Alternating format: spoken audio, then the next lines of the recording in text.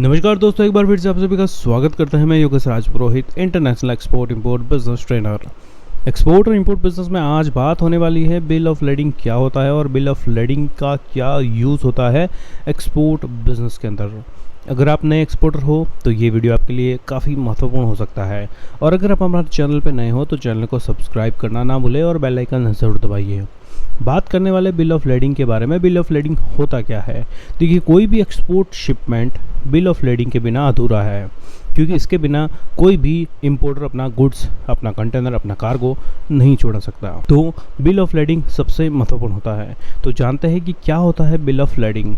जब आप एक्सपोर्ट करते हो किसी भी प्रकार का गुड्स, तो जब एक्सपोर्ट करने के लिए जब आप अपना गुड्स पोर्ट पर भिजवाते हो, वहाँ पर जब कस्टम क्लियरेंस होने के बाद में आपके कार्गो कंटेनर को शिपिंग लाइन को हैंडओवर किया जाता है, और जब शिपिंग लाइन को हैंडओवर किया जाता है तो शिपिंग लाइन उस कंटेनर को शिप में रखने के बाद में एक डॉक्यूमेंट जनरेट करती है। उसी को बिल ऑफ लेडिंग कहा जाता है। और यहाँ पर बिल ऑफ लेडिंग अलग अलग टाइप्स के हो सकते हैं, और ये बिल ऑफ लेडिंग होता है वो शिपिंग लाइन एक्सपोर्टर को देता है, ताकि ये एक्सपोर्टर ये इंपोर्टर को भेज के अपना पेमेंट छुड़वा सके। बिल ऑफ लेडिंग को कुछ कैटेगरीज में बांटा गया है, जैसे कि सबसे पहला आता है clean master bill of lading. जब आप एक्सपोर्ट करते हो तब इसका मोस्टली यूज़ पेमेंट टर्म्स के अगेंस्ट किया जाता है कि डॉक्यूमेंट लो, उससे पहले आपको पेमेंट मिल जाना चाहिए। तो ये डॉक्यूमेंटेशंस जो रहते हैं वो पेमेंट के अगेंस्ट होते हैं। कि जैसे इसमें क्या होता है, मोस्टली एक सिंपल सा एग्जांपल लेते हैं कि अगर आप एक्सपोर्ट बिजनेस शुरू कर रहे हैं, आपने एक्सपोर्ट किया है, शिपमेंट लोड किया है और वो आपके बायर के पास पहुंच गया है, और अभी आपके बायर को वो कार्गो उसको क्लियरेंस करवाना है, उसको छुड़वाना है अपने पोर्ट से। तो उसके लिए आपके पास जो बिल ऑफ लेडिंग है वो उसको रिक्वायर्ड होगा। बिना बीएल के वो वहाँ पर कस्टम क्लियरेंस नहीं कर सकता, अपने माल को नहीं छुड़वा सकता। तो यहाँ पर जब तक आपका रिमेनिंग पेमेंट आपके पास नहीं आया है, डॉक्यूमेंट अगेंस्ट पेमेंट, जो पेमेंट टर्म्स आपने यूज़ किया है डॉक्यूमेंट अगेंस्ट पेमेंट, कि जो एडवांस पेमेंट तो दे दिया है और रिमेनिंग पेमेंट जो आपको आना है वो अभी तक नहीं आया है। तो जब तक पेमेंट आपके पास नहीं आता है तब तक आपको बिल ऑफ लेडिंग अपने बायर को नहीं देना है, क्योंकि अगर आपने वहाँ पर डॉक्यूमेंट दे दिया, बिल ऑफ लेडिंग दे दिया, तो हो सकता है आपके साथ में फ्रॉड हो जाए, आपका पेमेंट रिसीव आपको हो ही ना। यहाँ पर एक और कैटेगरी बन सकती है कि आपका बायर ये कह सकता है आपको उसने बैंक ट्रांजैक्शन किया है और एक रिसिप्ट भी भेज सकता है, लेकिन उसका उपयोग तभी करें जब आप अपने बैंक से कंफर्म करें कि पेमेंट आपके बायर की ओर से आपका पेमेंट आया है। अगर आपका पेमेंट आया है तो आप कुरियर की सहायता से बीएल है वो अपने बायर को भिजवा सकते हो। जब तक पेमेंट नहीं आता डॉक्यूमेंट अगेंस्ट पेमेंट पे, तब तक आपको डॉक्यूमेंट यानी कि बीएल अपने बायर को नहीं देना है। ये चीज़ हमेशा ध्यान रखें। इसलिए कहा जाता है कि एक्सपोर्ट बिजनेस सुरक्षित करोगे तो काफ़ी जो है प्रॉफिटेबल हो सकता है, लेकिन बहुत सारे लोग यहाँ पर कंप्लेन ये भी करते हैं कि इसमें काफ़ी ज़्यादा फ्रॉड होता है। तो अगर आप रूल्स रेगुलेशंस के हिसाब से चलोगे और किसी की गाइडेंस के हिसाब से चलोगे तो आपको लॉस नहीं होगा, और लॉस की संभावना एकदम ज़ीरो हो जाएगी। तो बिना नॉलेज किए इस बिज़नेस में आपको नहीं कूदना है। पहले के बारे कुछ आइडिया ले लीजिए एक्सपोर्ट के बारे में, उसके बाद में ही एक्सपोर्ट बिजनेस शुरू करें।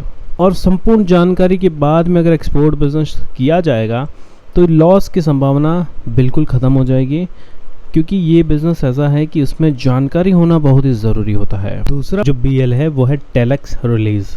मतलब जब आप एडवांस पेमेंट की बात करते हो, मोस्ट ऑफ ऐसे केसेस होते हैं जब एक एक्सपोर्टर दूसरे इंपोर्टर को ये कहता है कि पेमेंट जो है 100% एडवांस होने वाला है, और उस कैटेगरी में अगर मैं अपना कुछ प्रोडक्ट्स एक्सपोर्ट करना चाहता हूँ और उसके अगेंस्ट में मेरा बायर मुझे 100% एडवांस में पेमेंट कर देता है, तो वहाँ पर ये कैटेगरी अवेलेबल होती है कि अगर आपके पास 100% पेमेंट आ चुका है तो आप टैक्स रिलीज़ की सहायता से बिल ऑफ लेडिंग अपने बायर को भेज सकते हैं। मतलब कि डॉक्यूमेंटेशंस की जो स्कैन कॉपी होती है वो आप अपने बायर को भेज दो, तो स्कैन कॉपी की सहायता से वो वहाँ पर अपना कस्टम क्लियरेंस करवा देगा। ये कैटेगरी तभी काम करती है जब आपके पास में पेमेंट 100% एडवांस आया है। अगर 100% पेमेंट एडवांस आया है तो आप अपने गुड्स के अगेंस्ट में जो डॉक्यूमेंट है वो आप स्कैन करके अपने बायर के पास भेज सकते हो ताकि वो अपने गुड्स का क्लियरेंस कर सके।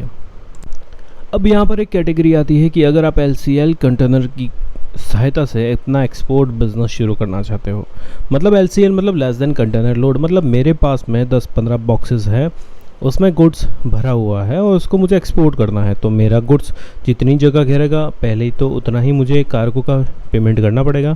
लेकिन अगर मेरा गुड्स कंटेनर में थोड़ी ही जगह घेर रहा है तो उसके लिए तो मेरे पास में बिल ऑफ लेडिंग पूरे कंटेनर का आएगा नहीं। तो क्या होता है कि कस्टम हाउस एजेंट के पास में 4 से 5 ऐसे ऑर्डर आता है, उसको वो मर्ज करता है और उसके बाद में LCL कंटेनर को फुलफिल किया जाता है ताकि जो भी 4-5 लोगों का एक्सपोर्ट होना है, कम क्वांटिटी में गुड्स एक्सपोर्ट होना है, वो उस कंटेनर में वो लोड करता है और उसके अगेंस्ट में उसको कस्टम हाउस एजेंट को बिल ऑफ लेडिंग जो है प्रोवाइड किया जाता है, वो भी शिपिंग लाइन के द्वारा। ठीक है, अब जब कस्टम हाउस एजेंट के पास में बिल ऑफ लेडिंग आ गया है तो कस्टम हाउस एजेंट तो एक बिल को 5 लोगों में नहीं बांट सकता। तो वो क्या करता है कि वो house bill of lading generate करता है और वो house bill of lading 5 exporter को प्रोवाइड करवा देता है और उसके माध्यम से उनका पेमेंट भी रिसीव होता है और वो अपने बायर तक वो हाउस बिल ऑफ लेडिंग पहुंचा सकते हैं। सबसे अंतिम आता है received for shipment bill of lading. अभी जो अंतिम है received for shipment bill of lading, मतलब जब आप एक्सपोर्ट करना चाहते हो और एक्सपोर्ट करते हो तो कई बार आपने देखा होगा ICD इनलैंड कंटेनर डिपोज, जहां पर बहुत सारे कंटेनर रखे होते हैं और वहीं पे क्लियरिंग फॉरवर्डिंग का काम होता है। मतलब आपने शिपिंग लाइन को अपना कंटेनर हैंड ओवर नहीं किया है लेकिन फिर भी आपको वहाँ पर जो है बिल ऑफ लेडिंग रिसीव होता है। क्यों होता है? क्योंकि आपने वहाँ पर सारी गतिविधियाँ, जो क्लियरेंस की गतिविधियाँ होती है वो वहीं पर कर दी है और उसके अगेंस्ट में शिपिंग कंपनी आपको receiving for shipment bill of lading provide करवा देता है। ये तब काम आती है जब आपको किसी प्रकार की इमरजेंसी हो, तो इसका यूज़ काफ़ी कम किया जाता है, मोस्टली क्लीन मास्टर ही यूज़ किया जाता है। तो अगर आप ऐसे एक्सपोर्ट करते हो तो बिल ऑफ लेडिंग के बारे में काफ़ी ज़्यादा डिटेल में जानकारी आप इस प्रकार से ले सकते हैं। होप सो आप सभी को ये जानकारी पसंद आई होगी। पसंद आई हो तो वीडियो को लाइक, शेयर, सब्सक्राइब करना ना भूलिए और बेल आइकन ज़रूर दबाइए। मिलते हैं अगले वीडियो में। टिल देन, जय हिंद, जय भारत।